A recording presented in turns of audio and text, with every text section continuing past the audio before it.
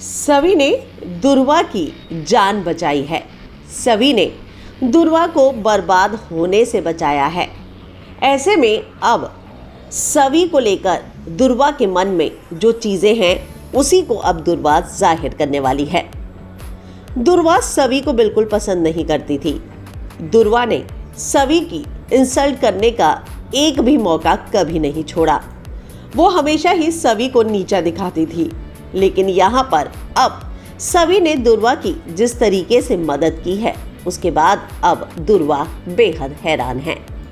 यहाँ सवी को बार बार धक्के देकर निकाला गया, सवी पर शक किया गया, लेकिन सवी लगातार जो है बस यही बात की कोशिश करती रही कि वो किसी भी तरीके से दुर्वा की ज़िंदगी बर्बाद होने से बचा ले।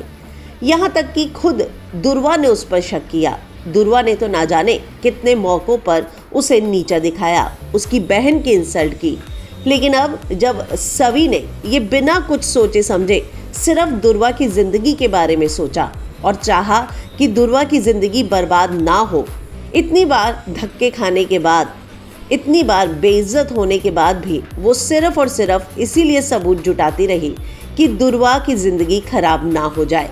और अब जब दुर्वा को इस बात का एहसास हुआ है तो दुर्वा ने हाथ जोड़कर मांग ली है माफ़ी।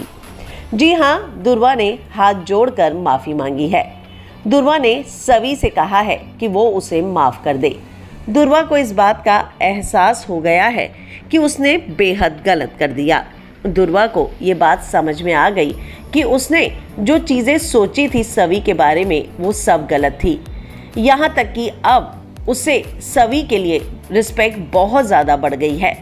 उसने सभी के सामने हाथ जोड़े, सवी के सामने, और उसने सभी के सामने सवी से माफ़ी मांगी। उसने कहा कि मैं मान गई सवी, तुम जो है सिर्फ सच के लिए लड़ती हो। तुम्हें इस बात से कभी कोई फ़र्क नहीं पड़ता कि कोई तुम्हारे साथ क्या करे। तुम अपने मन में किसी के लिए बदले की भावना नहीं रखती।